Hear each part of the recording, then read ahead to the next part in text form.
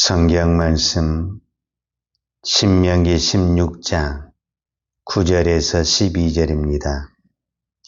7주를 셀지니 곡식의 낫을 대는 첫날부터 7주를 세어 네 하나님 여호와 앞에 77절을 지키되 네 하나님 여호와께서 내게 복을 주신 대로 내 힘을 헤아려 차원하는 예물을 드리고 너와 내 자녀와 노비와 내 성중에 있는 레인인가 및 너희 중에 있는 객과 고아와 가부가 함께 네 하나님 여호와께서 자기의 이름을 두시려고 택하신 곳에서 네 하나님 여호와 앞에서 즐거워할지니라. 너는 애굽에서 종되었던 것을 기억하고 이 규례를 지켜 행할지니라. 아멘. 신명기 16장에는 유대인의 3개의 절기가 있습니다. 우리가 보통 3대 절기라고 그러는데 6월절, 77절, 초막절입니다. 오늘은 77절에 대해서 말씀을 살펴보도록 하겠습니다. 사실 레위기 23장에 보면 이 3대 절기 외에도 또 다른 절기들이 있습니다. 그렇다면 이 절기를 누가 만들었는가? 이스라엘 백성이 만들었는가? 모세가 만들었는가? 하나님이 만들었는가? 레위기 23장에서는 정확하니 이 부분을 하나님이 만들었다라고 성경이 기록하고 있습니다. 레위기 23장 1절과 2절에 보게 되면 여호와께서 모세에게 말씀하여 이르시되 이스라엘 자손에게 말하여 이르라 이것이 나의 절기들이니. 그러니까 23장에 여러 절기들이 소개되고 있는데 이것이 나의 절기들이니 너희가 성회로 공포할 여호와의 절기들이라. 즉 여호와의 절기다 이렇게 말을 하면서 그 첫 번째가 안식일에 대해서부터 설명합니다. 그러니까 안식일을 만들고 안식년을 만들고 희년을 만들고 또 유월절을 만들고 칠칠절을 만들고 초막절을 만들고 나팔절을 만들고 이런 모든 절기는 모세가 만든 것이 아니라 하나님이 정하셨다 그 말이에요. 그러니까 이 절기라는 것은 뭐냐면 한 번 지키고 끝나는 것이 아니라 절기는 평생 지키는 겁니다. 그래서 절기의 의미는 순환의 의미를 가지고 있습니다. 그러니까 매년 지키는 거예요. 매년. 우리가 주일을 매주일 지키는 것처럼 절기는 매년 지키는 거예요. 그러면은 하나님이 이렇게 매년 절기를 지키라고 정하는 데에는 이유가 있다는 거예요. 그 이유가 뭐냐라고 말을 했을 때 오늘 본문 읽었던 16장 12절에 보면 이런 말이 있어요. 너는 애굽에서 종되었던 것을 기억하고 이 규례를 지켜 행할지니라 그랬습니다. 무엇을 말씀하고 있냐면은 애굽에서 종되었던 것을 기억하고 이 규례를 지키라는 거예요. 그냥 날짜가 됐으니까 지키지 말고 이 규례를 지킬 때마다 꼭 기억을 해야 될 것이 있는데 너희가 애굽에서 종되었던 것을 잊어서는 안 된다. 이렇게 이야기를 하는 거예요.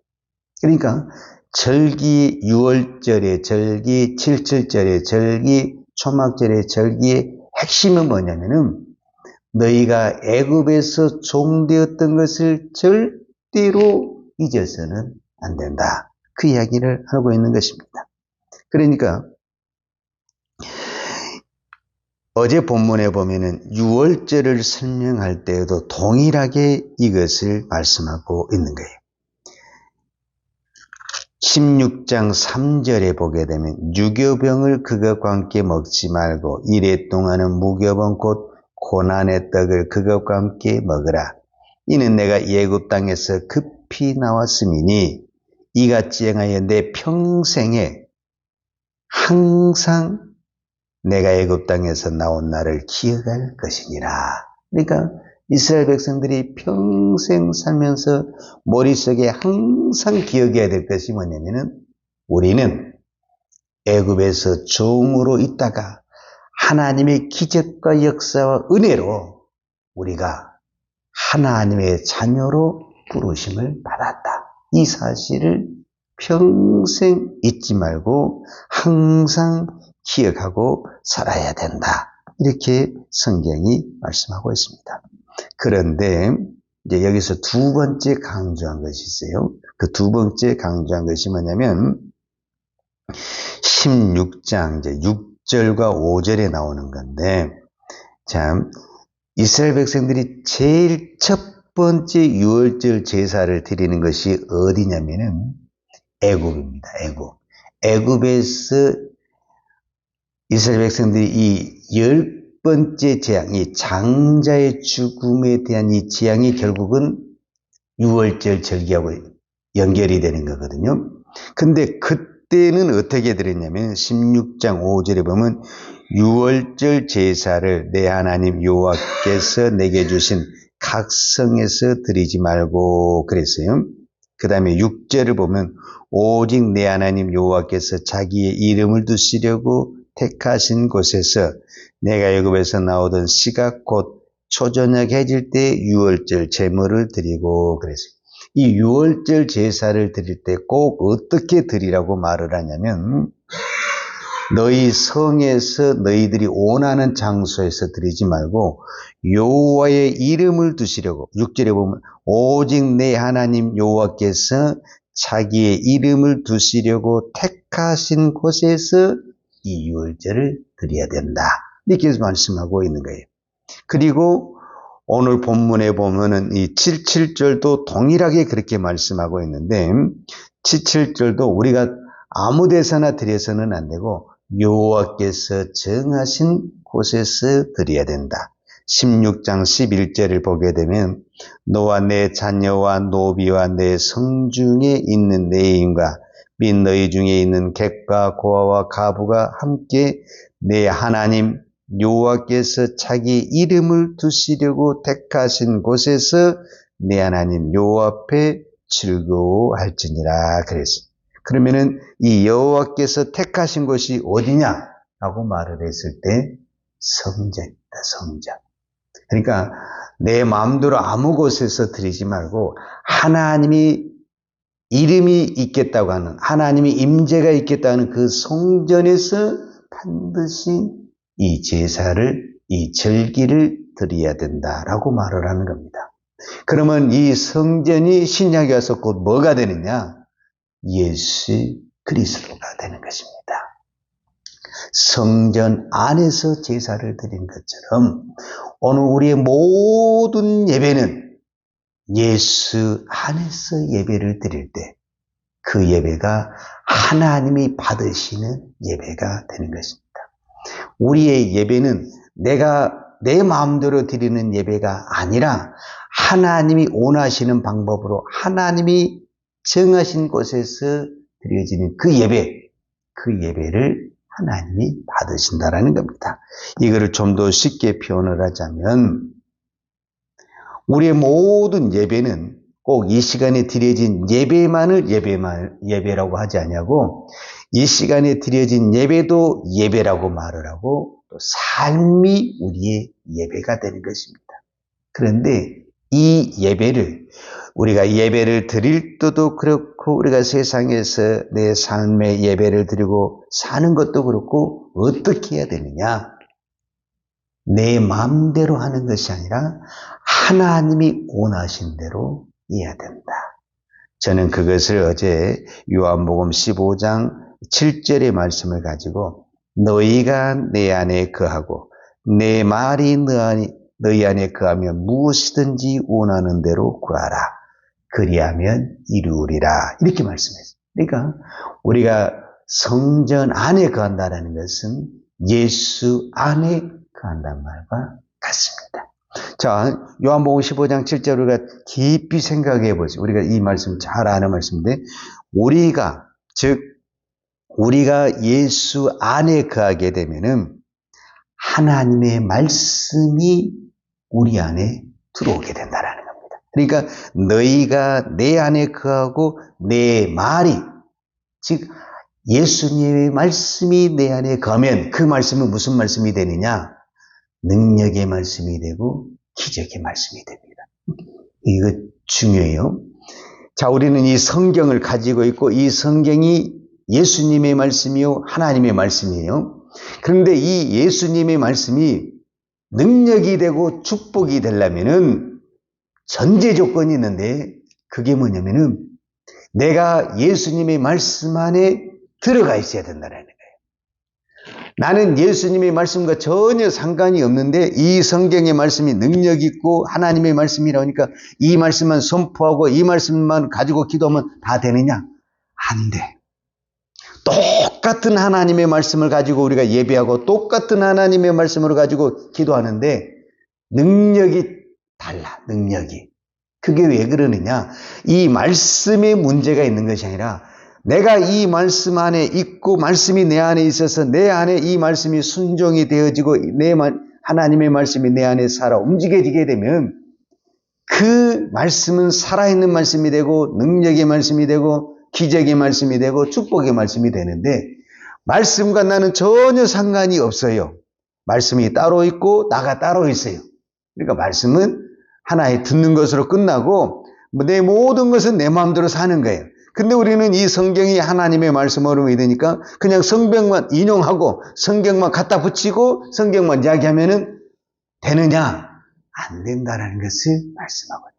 그러니까 이 하나님의 말씀이 능력이 되려면 전제가 뭐냐면은 하나님의 말씀이 내 안에 들어와서 내 안에 하나님 말씀대로 살아내지는 그 은혜가 먼저 있어야 된다라는 거예요.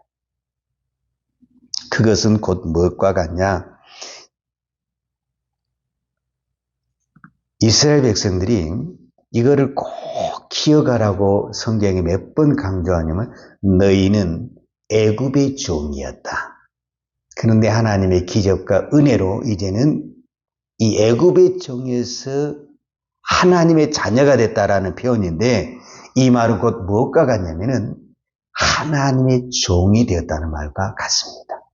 그러니까 애굽의 종에서 이 유월절 사건을 통해서 우리는 이제 더 이상 애굽의 종이 아닌 하나님의 종이 되었습니다.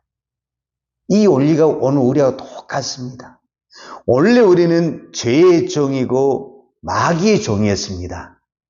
그런데 예수님의 십자가의 보혈로 우리가 하나님의 자녀가 되고 하나님의 종이 되었습니다.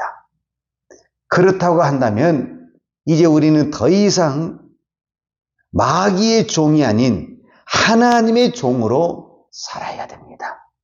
하나님의 종으로 산다는 것은 뭐냐면은 내 마음대로 사는 것이 아니고 세상의 어떤 흐름과 세상의 방식으로 사는 것이 아니고 이해가 안 되고 말이 안 되고 도대체 앞뒤가 안 맞지만은 하나님이 말씀하시는 대로 믿고 사는 그것을 우리는 무엇이라고 표현할 수 있냐? 하나님의 종의 자세, 하나님을 믿는 믿음이다. 이렇게 말을 하고 있습니다. 근데 세상의 사람들은 뭐라고 말하냐면 나는 내 마음대로 산다라는 거예요. 그러니까 내 마음대로 사니까 우리는 예수 안 믿어도 되고 예수를 믿으면 내 마음대로 살 수 없으니까 나는 내 마음대로 살기 위해서 교회도 안 나가고 예수를 안 믿겠다라는 거예요. 그건 인정할 수 있죠. 왜? 예수도 안 믿고 교회도 안 나가니까 당연히 내 마음대로 사는 거죠. 근데 이 내 마음대로 산다라는 것은 엄격히 말하면 내 마음대로 사는 것이 아니라 마귀의 종으로 산다라는 것을 기억을 해야 돼요. 자, 그러면 오늘 우리가 문제예요. 우리가. 안 믿는 사람은 어차피 예수도 안 믿어요. 하나님도 안 믿어요. 그러니까 자기 마음대로 살겠다라는 거예요. 그러니까 마귀가 시키는 대로 살겠다라는 거예요. 근데 오늘 우리는 예수를 믿겠다 하고 교회 안에 들어왔고 예수 안에 들어왔고 내가 실제적으로 예수를 믿는다고 고백을 해요. 근데 내 마음대로 살아버리는 거예요. 이것이 오늘 우리에게 가장 큰 문제요, 어려움이라는 거예요. 내가 안 믿겠다고 말을 했으면 내 마음대로 사는 것에 대해서 전혀 상관이 없어요. 근데 우리는 예수를 믿겠다고 하고 예수님을 나의 주인으로 모시고 있고 고백을 하고 있어요. 그런데 왜 내 마음대로 사느냐? 그 이유를 저는 창세기를 들어서 말씀을 하고 싶어요. 자, 창세기에 보면 하나님이 에덴의 동산을 만들었어요. 이 에덴의 동산에 있다는 것은 하나님의 울타리 안에, 예수 안에 있다는 말과 같은 거예요. 그린 이 에덴의 동산의 모든 것을 하나님이 주시면서 뭐라고 말을 했냐면 선악과를 먹지 마라. 즉 그 말은 네 마음대로 과일을 먹어서는 안 된다. 내가 정해준 것을 먹어야 되고 먹지 말라고 한 것은 안 먹어야 된다. 이것이 이 에덴의 안에 사는 사람의 자세라는 거예요. 기본. 그런데 이거를 누가 꼬드기냐면은 마귀가 와서 유혹을 하는 거예요. 왜 못 먹어? 네 마음대로 먹으면 되지.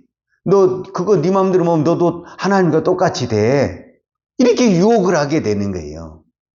그래서 그것을 먹게 되는 그 순간 결국 우리는 여러 가지 핑계를 댈 수가 있었죠.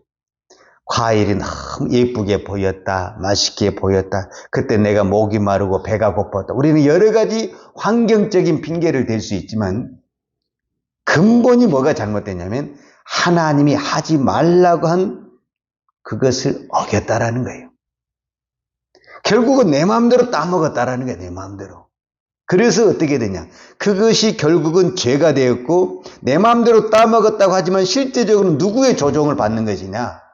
마귀의 조종을 받고 마귀에게 순종한 꼴이 되었다라는 거예요. 그러니까 이 땅에 있는 모든 사람들이 난 내 마음대로 산다.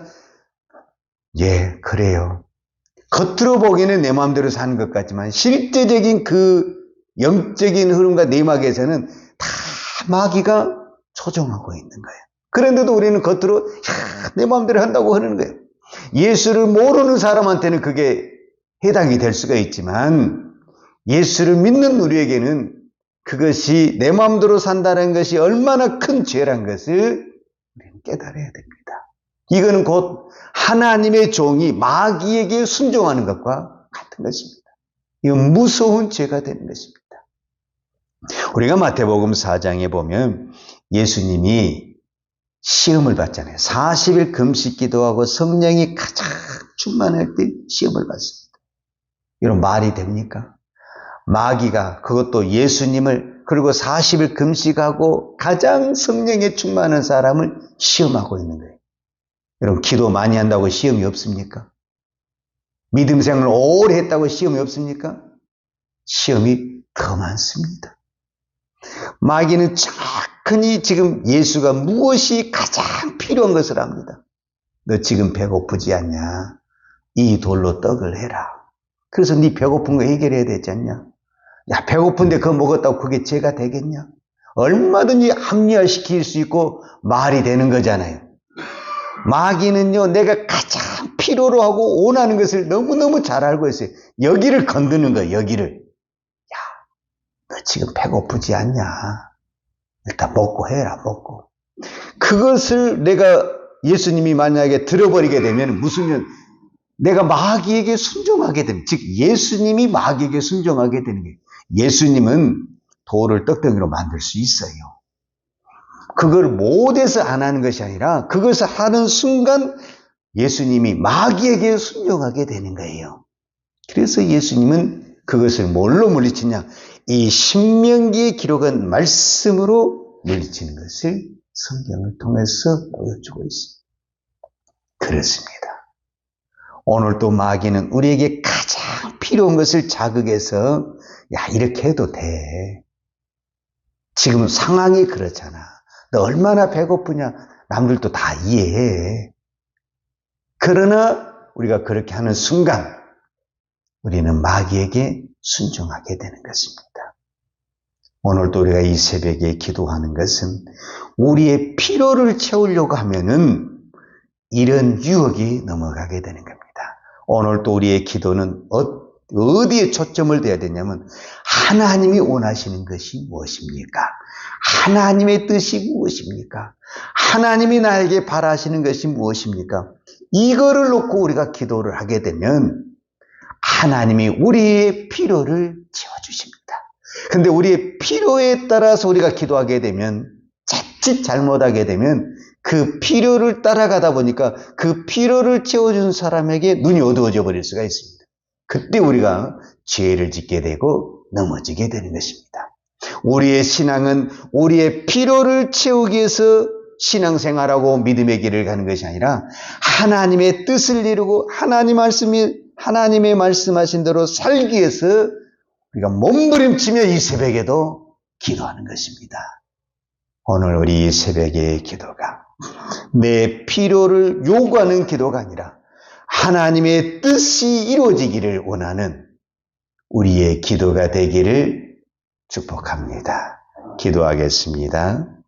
하나님 아버지 감사합니다. 오늘도 저희들에게 이 새벽을 깨우며 기도할 수 있는 은혜를 주시니 감사합니다. 우리 육은 연약하기 때문에 이것도 필요하고 저것도 필요하고 너무 필요한 것이 많습니다. 하나님, 오늘도 우리의 필요를 따라서 움직이는 우리의 신앙이 아니라 오직 예수, 오직 십자가를 붙들고 나아갈 때 우리의 필요한 모든 것들은 주님이 채워주시고 역사해 주실 줄로 믿습니다. 오늘도 이 믿음으로 기도하고 이 믿음으로 승리하게 하여 주옵소서. 예수님의 이름으로 기도하였습니다. 아멘. 유하는 내게 복을 주시고 너를 지키시기를 원하며 유하는 걸굴로 내게 비추사 은혜 베푸시기를 원하며 유하는 걸굴을 내게로 행하여 드사 평강 주시기를 원하노라. 이제는 나 같은 죄인을 위하여 십자가에 돌아가신 우리 주 예수 그리스도의 은혜와 독생자를 보내주신 아버지 하나님의 그 크신 사랑과 성령님의 풍성한 은혜가 오늘도 하나님의 뜻을 붙들고 그 뜻대로 살기를 원하는 사랑하는 죄종들 머리머리 이해와 이 나라 이 민족과 한국 교회 위에 온 열방에 이 생명의 복음을 증거하는 선교사님들 위에와 사랑하는 주의 자녀들 머리에 이제로부터 영원토록 함께 있을지어다. 아멘.